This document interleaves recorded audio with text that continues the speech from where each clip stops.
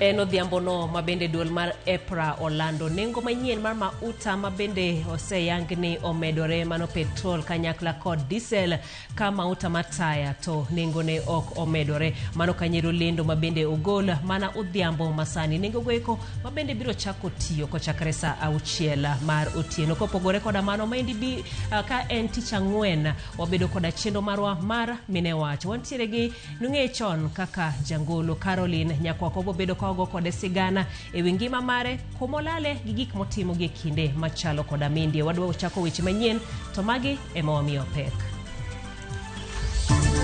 ko chako le nyoge ringe gwen kate ma dala ni nyoge ko e udi magi buko kiosk ka gibeto gik mokethore od Dakar ke gin gik mokala 500 to kuma dang' ayudie pesa no onge. Luoro okwako gweng' makano wang'aya e Muhoroni bang' tulo muoche kind dhoudi moko ariyo kendo kelo tho. Nyithindo man ka, jopuonj man ka, waduto wan mar sirkal achiel. Ok dwa her ni jopuonj wabedo harassed gi anybody makata qualification mare is questionable. Migawo mar somo nono monj manyotime skund MG mani Suba North kalalruok bende obagi ne tieko timbe mag ng'anyo mamedore skunde. Nondo oyango ni ODM ema pod nigi uma e pacho ka Dr. Oburu Oginga emisiro gi joluo mathoth kaka ogai mar oganda luo.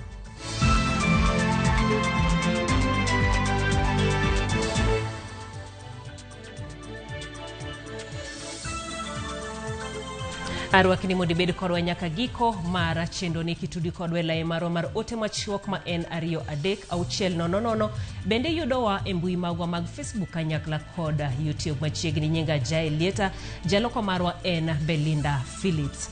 Joriemb masinde ma tiyo gi mauta pacho ka dhi chuno ni ojiwre korka ufukegi kaluwore gi medruok e nengo mauta ma olandi odhiambo makawuono gi duol mar EPRA. E lendo mar EPRA nengo petrol omedore gi shillings 16 gi otonglo 6 ka diesel omedore gi shillings 46 gotonglo 2. Nengo mauta taya to ok omedore kuom lita ka lita. Nengo no nyiso ni bore Nairobi lita 1 mar petrol kochakore saa 6 mar otieno makawuono dhi bedo shillings 214 gotonglo 2.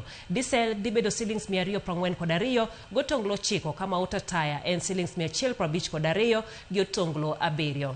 E boma ma Kisumu petrol dhi bedo shillings 213 gotonglo 9, diesel shillings 243 gotonglo 1 kama mauta taya shillings 153.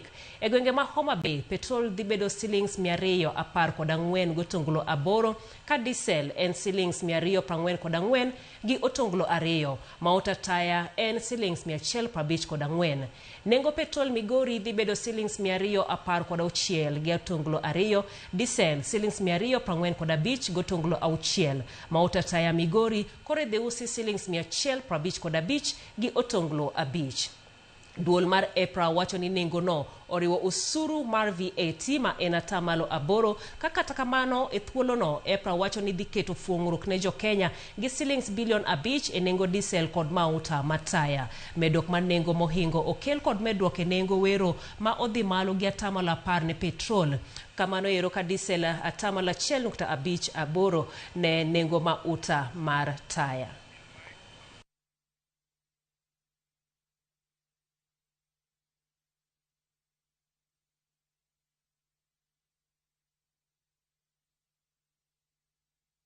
E weche mamoko eni luoro koda chiedhnade pod okwako gweng' makano wang'aya e Muhoroni sub county mano kanyero bang' tulo muoche wi tho mar rawera moro kendo onyuolo koko magikone okelo wang' mar udi. Jafwambo marwa Millicent Adhiambo lero no mathoth e wi tulo no. Mae chal mar achiel kuom ute adek manyotia e mach mowang'o dok e lowo e kinde lweny manyo muoch e gweng' makano wang'aya gino mani oweyo ka ng'at achiel olalo ngimane. Kane giloso kod Ramogi TV, Thomas Otieno Bwanga, achiel kuom jogo mane owang' utegi, yango kaka koyo gi kihondko ne omake kod minode e kinde mane giyudo wach ni odgi ote mach mowang'. Kanyo wach ni wayudo minot nyo collapse en nyogore piny tikende kaka ng'ama dichuo jikasa ambe nyo apoke ahinya abedo ngufu na nyorumu kabisa. Bende giyango ni masirano oweyo gi nono gige kaka gidhi chako kalure kod nengo mwandu ma owang'e e yodgi no. Kaluwore gi mwandu ma wito dalaka maromo siling 1,500 gi wiye. Nang'eni dwe mar 8 abiro gedo kendo nyang'e na loke kidi. To materials tena sekelo dalaka. To materials go te emo wang' kora kiana dwa chako gi kanye. Jogweng' ma Wang'aya lieko ni lweny no nyo mienjo nikech dwaro mar chulo kuoro kalure kod lal gi tho mar rawera moro chieng' Jumapil mokalo kuma ringre noduogo yude e aora malwora no. Gima kelo lweny ni tamwa wacho nikech ka ng'ato olal gotieno to ok ong'e jomolal kode. Donge wachiamo. Nyoro ma piny orugo nyoro ka daka mathin owinjo ka ot machielo imuko kendo odno wang'. Kochako le nyok ringe gweng' kate. Nya wuok adhi e kibarua wase tego na simu ni ni ng'ato osenege dhodi. Kabiro tairo ka ng'ato riere dhodo chadho go pango chadho ya kumo chadhe bakia. To mob manyo chadho go ego gin mana jok manyoro wang'o udi e gweng'. Manyathi mathis man go madhodho nyagi pado go panga abe nyagi go ya gelode. Od wula nyagi wang' mo fonyori onge gi many kata ot okinya bedi.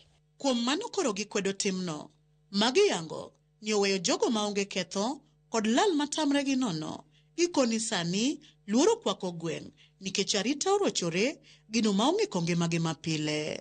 Koro wan gi lit kendo wan gi kuyo kendo ok wamor ka ot nyalo wang' gi mwandu machalo kamano. Nikech onge kaka inyalo tim ne ng'ato gima chalo kamano to makosa motimo to onge. Nikech odong makata onget moumore go onge go. Nikech kata mana wuoth koro ok en tich mayot. Daraja ok ikadhi. Mano koro nyiso ni waonge gi kwe, waonge gi arita. Kwayo gine sirikal kod apisas mochung' ne arita kwe gin mage. Sirikal opar gweng'wa ka gikonywa arita maber. Pod luoro oingowa. Kabar gi Wang'aya, wan gi chief, wan gi assistant chief. Giluongre gibed piny gi go bura mondo gitiek wach mane kind Wang'aya gi Kabar. Gima chalo kama pok aneno nyaka tede Wang'aya ka. Koro wakwa sirikal mondo konywa ketnwa kwe mondo kik wachak wane gima waneno ni. Ruoth makono Joseph Otieno Gwai korka kore oyango wachno kolero ni kweth jonjore motis ni Katalang' osebedo karocho arita kwe e alworano kendo koro nonro obila dhi go nyime mar ndhiyogi. Nyo gidhi magiwang'o ute adek nye giromo gi youths moko anyo racist ni ute gi ok wang' mobeto ng'at achiel motho gi kanyo. Tie kundi miluongo ni Katalang' sani nitie nying moko mwaseyudo kendo wasemiyo polis kendo investigation dhi mbele. Ewi mano wacho ni gichano romo mar twak e kind gwenge ariyogo kaka yor duoko kwe e wang'e e alworano.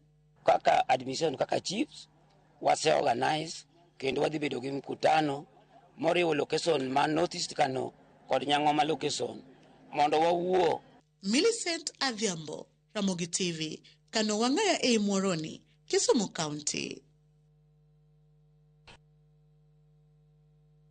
Mar yiero jaod bura manyien mar kar chung' od bura ma Emurwa Dikir otim kawuono ka sani kweno mar ombulu dhi nyime mar yango jaloch e yiero no. Chenro mar kweno dhi mbele Emurwa Dikir Training Institute ma en kar kweno maduong'. Jafao marwa Lidio Keyo lero chal mar yiero. Okinyi makawuono jodak e kar chung' od bura ma Emurwa Dikir nowuok oko mar goyo ombulu e yiero madundo mana obagi kawuono mar yiero jaod bura margi manyien. Ma en bang' nindo ma jaod bura margi machon Joanna Ng'eno manotho e masira mar kalapapla.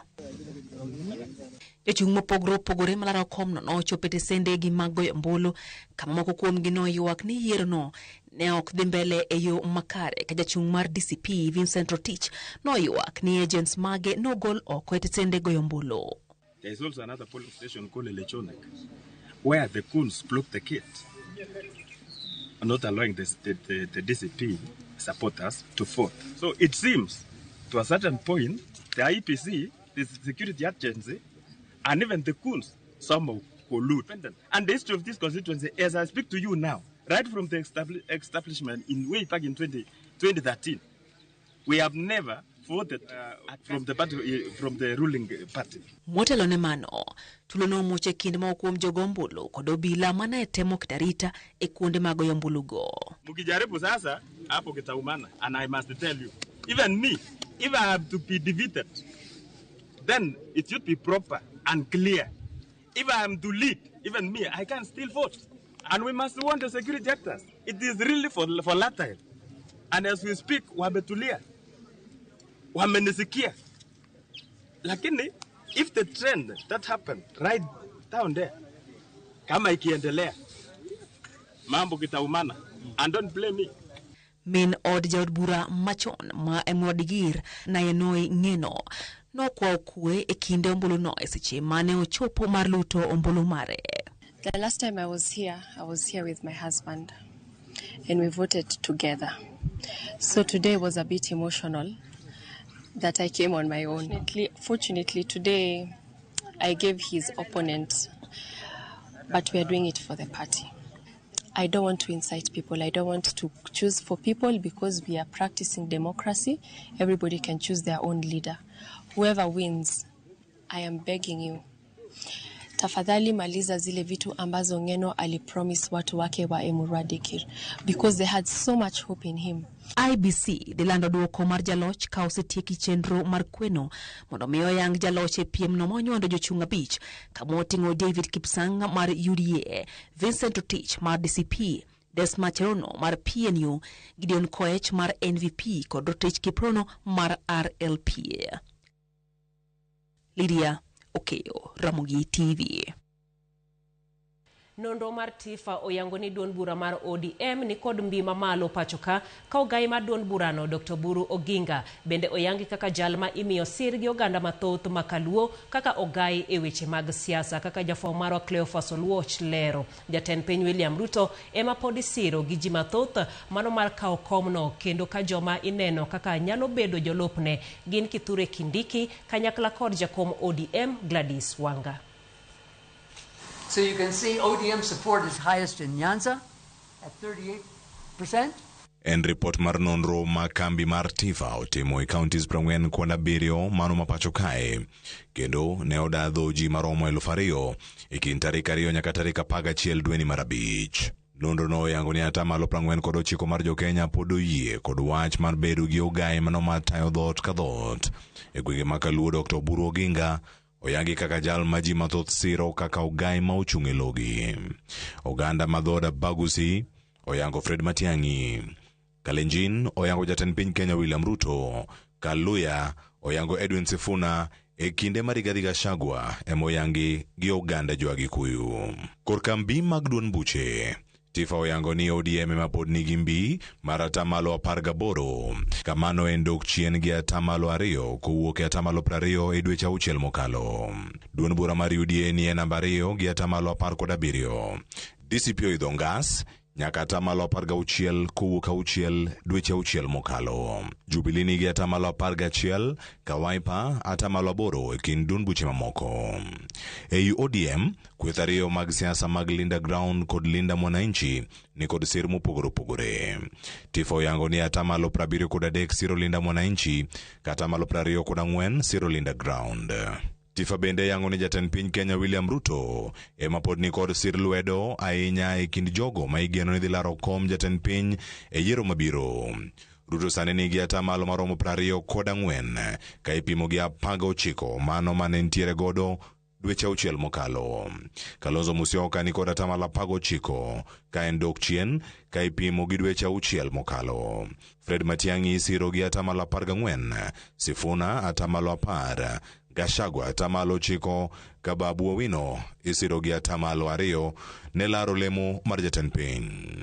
Ewi penjo mar jal manyalo bedo jalop William Ruto yiero maduong' mabiro, Kithure Kindiki ema pod ni nyime gi sir mar atamalo maromo 59 ka jakom ODM Gladys Wanga ni e thuolo mar 2 kaka jal ma irango ni nyalo bedo jalop William Ruto e yiero no.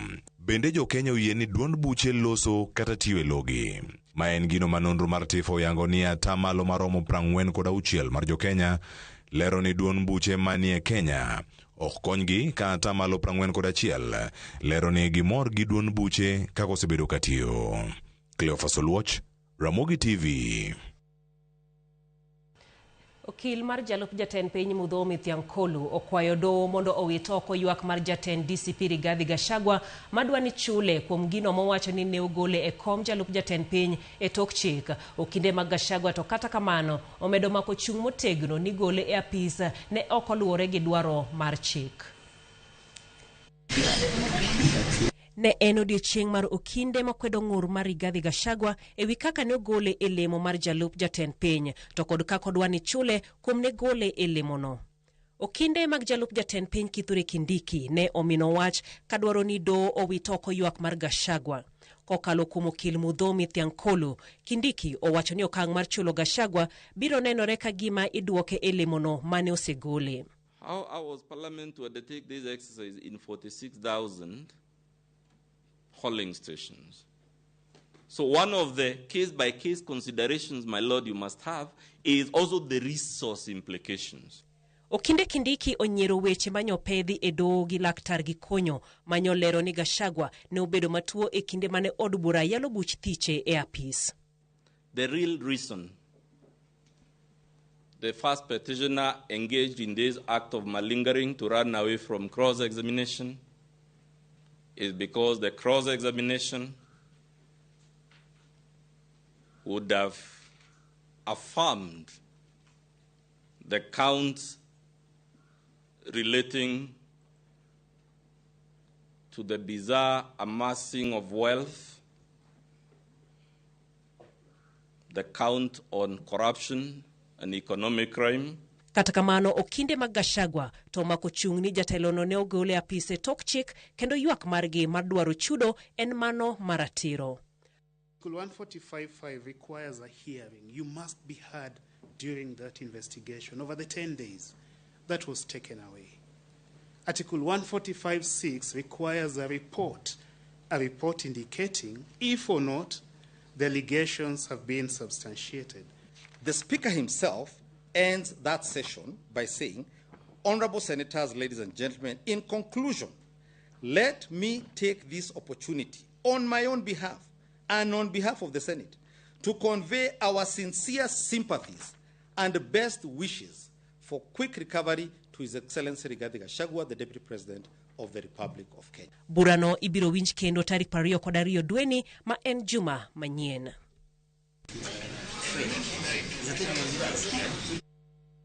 Jatend migao mateko Opiyo Wandayi okwayo piny owacho mondo ket chike magayo kunyo mula e kaunti kachiel kod chiwo lesen ne jogo makunyo mula kono kaka yor gayo thoe mabiro e kuonde kunyo mula ma pachoka. Kanolese kinde mano limo familia manyo wito jogi adek e giko dira mokale kar kunyo mula ma Ogago. Wandayi nonyiso luoro mare ni jokunyo mula mathoth pod nyalo yudo midhiero e kuonde kunyo mula go ponono chikego koketi kokwayo jokunyo mula go mondo beda kicha e kinde magitiyo kuonde go to ahinya kaluwore koda koth. E kindeno jatelo no bende okwayo jopiny e kaunti ma Siaya mondo orwak gedo madag teko stima mar nuclear mowacho ni biro kelo lokruok maduong' e sekta mar teko kod chuogo thuolo mag tije ne rowere.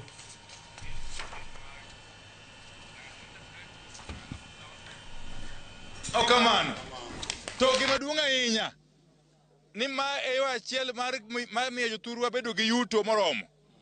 To kata kamano nitie chik matayo wechegi. Wadwan kamiti mar licensing moseketi mondo dhi mbele mondo ndik ji matimo tich mar kunyo goldni. Maka nitie chandruok to wang'iyo kwadonje piyo piyo. To county government bende obed kod mikakati kabambe mar disaster response mechanism kata management. To gima duong' ma chako wacho en wadwaro a lot of caution. Maka nitiere kamoro muneno kaka nigi ng'ikruok moro. Please ai kanyo. The tem kamoro machielo mabito tegno. Kinde ma koth ng'eny ahinya kamani, be wanyalo hore mos wadoge puothe waduogi ka koth odok piny. Kanyere ma bende koro wachako wadhi godo e yweyo mokwongo e weche manyien mago mag oimore kuma bende nyis ni chenro mag kweno mag ombulu mar manyo jod bura ma Emurua Dikir dhi nyime odhiambo masani ka duoko ma bende waseyudo nyaka sani mano kanyero kuom kuonde luto ombulu 9 kuom 94 motimore kawuono en ni nyaka sani Vincent Rotich mar DCP ni Kanyero gi kwan ombulu 775. David Keter mar UDA nigi kwan ombulu 888. Gideon Koech mar NVPK nigi ombulu 11. Desma Chirono mar PNU nitiere gombulu 4 ka Kiprono Rotich mar RLP nitiere koda kwan ombulu maromo 6. Mago mana duoko mawie masani osechopo mano ka mag kuonde luto ombulu 9. Kweno dhi nyime kwan kuonde luto ombulu duto gin 94 koro en chenro no ero mabende pod bodhi nyime otieno ka duoko makare mar jaloch wabo mana yudo bang'e otieno kata okinyi. Gisani Vincent Otich mar DCP nigi kwan ombulu 775. David Keter mar UDA 888. Gideon Koech mar NVPK ni kodgi 11. Desma Chirono mar PNU nitiere kodgi 4. Kiprono Rotich mar RLP nitiere kodgi 6. Mano Kanyero mago kuonde luto ombulu 6 kuom 94 mabende ne otimo odhiambo masani. Kaka gibiro medo donjo obo medo mige to mathoth wabo yudo gokinyi ka ose landa jalocha. Wadhi e yueyo machok pod oduogo gi weche manyien mamoko kik idhi mabor.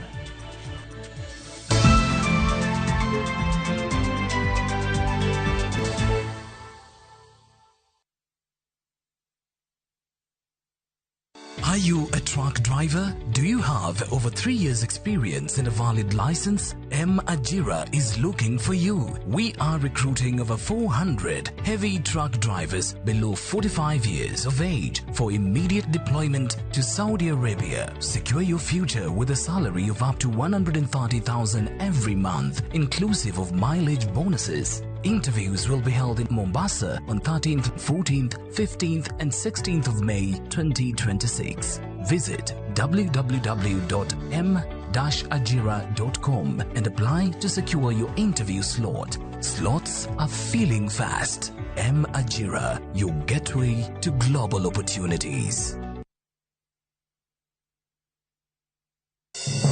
Ngima okiot. Yawagi wachoga ni piny nyalo goyi boxing. Jot manigi geno mar dak e ngima maber. Ja pesa en ng'ami pako kata koso. Ora ting tigas mani wangelando. Chakre koso rent 30,000 kura yudo kanye sani. Nyaka kweo jirani sukari. Nyako chia ijoga ka. Ijoga ka ena nipokanyisika. Thank you. Chenro mora mora mipango lokre to bedo chandruok maduong'. Chief dhi nadi kono. Chief dhi ka kodwaro to bende podo biro mana dhi ka kodwaro no. Wuogi osiepe mariek to gi jirende makelo kisran.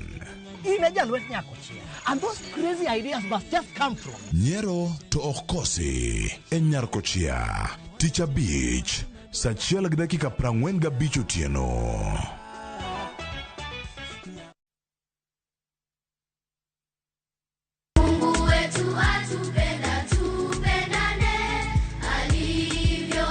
Wamor gi chokruok makende mar Sabato mar Adventurers.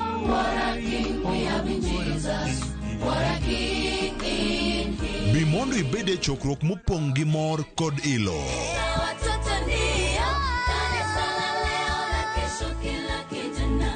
Wabiro bedo gi thumbe mamulo chuny koda wende mabogwedhi, lendo koda lamo majiwo chuny. Nyithindo matindo gi onego bedni wapuonjo ka wanyisogi yo monego bedni giluwo. Wabo puonjo nyithindo moma yo makende. Obiro riti kiwuok kendo kiduogo pile kendo nyaka chieng'. Magi duto mana e chenro mar Injili Ngima. Sabato ka Sabato, chakre sa 1 okinyi nyaka sa 3 okinyi.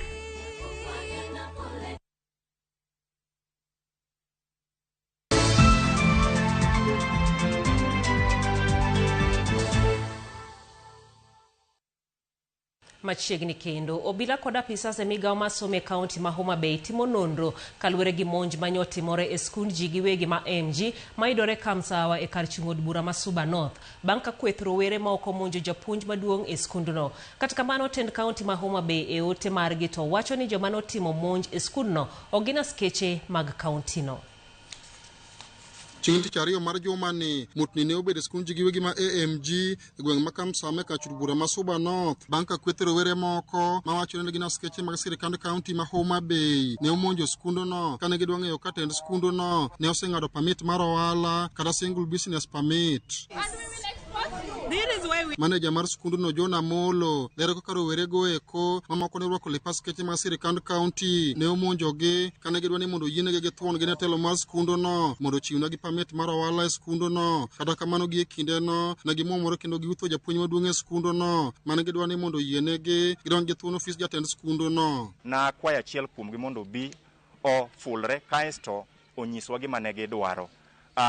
Kane apenje ne giwacho ni ne gidwaro permit kata cheti ma yienwa mondo wa riemb skul. En tim momiyo jotend riwruok mag jopuonj mag Nate bade masuba ka otelegi kod jagoro margi Victor Odhiambo kaachiel kod jakom Nate bade masuba Samuel Milama ne okwedo mokalo monj ma kamano ka giwacho ni jopuonj manie skunde mag ji giwegi bende nyaka mi luor. Kwedo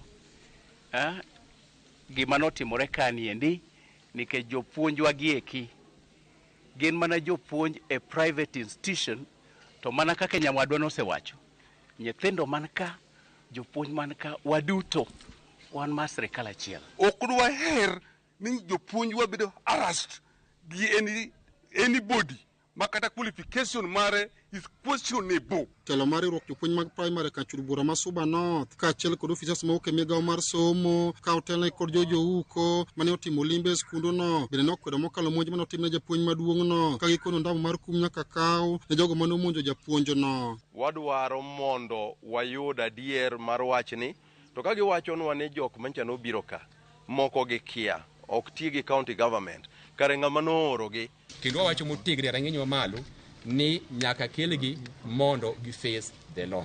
Jalup komisona sub county Mambeta Peter Mutiso okoni sani koro gidhi nyime kotimo nonro matut kendo jogo mane picho mako kamonjo japuonjno ibiro logo dwaro mar duond chik. Because we don't encourage any form of armed persons, each officer involved will carry individual responsibility.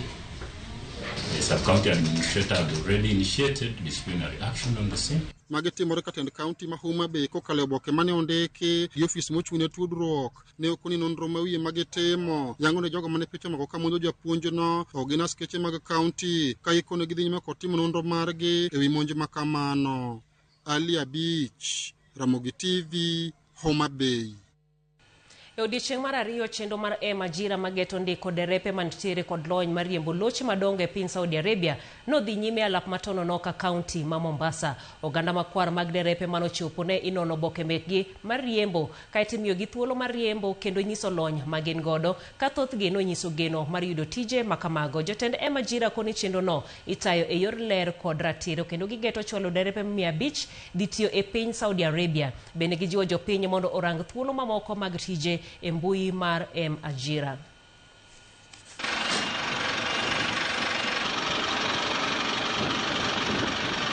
I'm on process of registering, and also after that one I'm waiting for practical.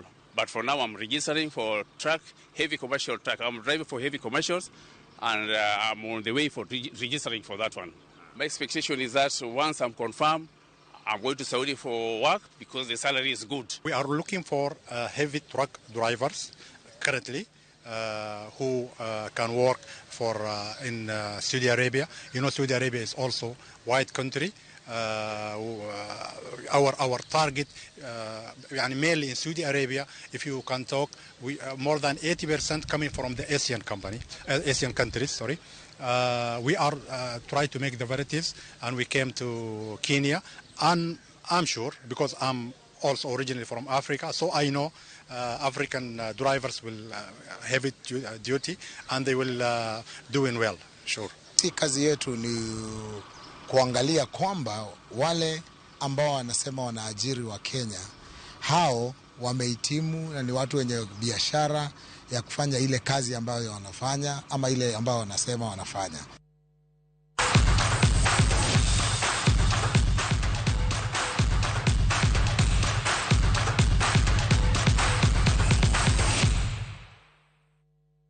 Tim anyiri mapacho ka Junior Starlets dhi nyime gi orako ka giikore mar rado gi Uganda e manyo thuolo mar dhi e World Cup. Tim no mipuonjo gi Mildred Cheche dhi rado gi Uganda tarik 22 dweni e piny Uganda e tielo mokwongo mar round mar 2. Kenya nyocha loyo Namibia tielo 2 mag tukego. Kaponi Kenya odonjo World Cup to dhi bedo thuolo kaluwo mane otugi e piny Dominican Republic. Tielo mar 2 matugono e kindgi gi Uganda en mano ero mabendi biro go e alap tuke ma Ulinzi Sports Complex Nairobi.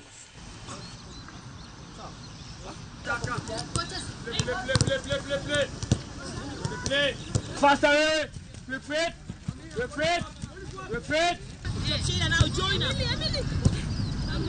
Kampu iko poa, watu wako na moral, kila mtu anajituma sababu Uganda sio opponent wa rahisi. Sisi tuna promise Uganda away, tarudi na 3 points, hata let down, pia home ndio kichinjio, tuwamalizie huku. Tukiongojea opponent next, tawaangusha. Camp is much better. We are training, the team is ready, they are fighting. Qualifying to the World Cup will mean a lot to me because it will continue motivating me and the other girls to work extra hard in order to achieve our goals. Tusker FC no dhi nyime gi orako motelo ne tugo manus final mar laro okombe mar FKF e kindgi kod KCB. Tugo no idhi bagi alap tuke manyayo Jumamos mano tarik 16 dweni saa 7 odiechieng'. Kaluwore gi Captain Eric Kapaito, gisetimo orako moromo kendo geno margi en chopo e final kendo kawo kombe no. Kapaito wacho ni gidwaro ahinya dhi chung' ne Kenya e tuke mag laro simbo mag CAF Confederation, kowacho ni mane momiyo giketo geno maduong' mar dwaro loch e tukego. Nus final machielo dhi bedo e kind Police FC gi Bandari.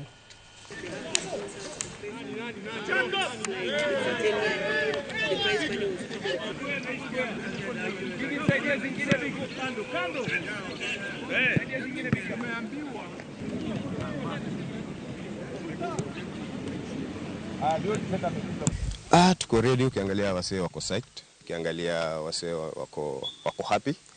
Ukiangalia morali kwa juu, so kufocus, kuweka more effort kwa zoezi kitambo game ifike, and I believe tunafanya poa. A very important game. Ukiangalia as a team kama Tusker, we really need to win this cup, because ukiangalia ni team yenye inafaa kuwa top hapo, and also we need to represent the country uko CAF, so ni kitu tumeifikiria na ni kitu itakuwa poa sana tukishinda. Yes, I'm injured, came back like Stephen Etiong, Denis Owalo last week. So now we just have one injured player, which is Francis Ojo. So yeah, the mindset is good. The last victory gave us confidence, but we still focus. We don't have too much confidence because we know that Tusker, we can beat anybody, but we can defeat against any team. So my work is to keep the guys focused and keep the guys humble.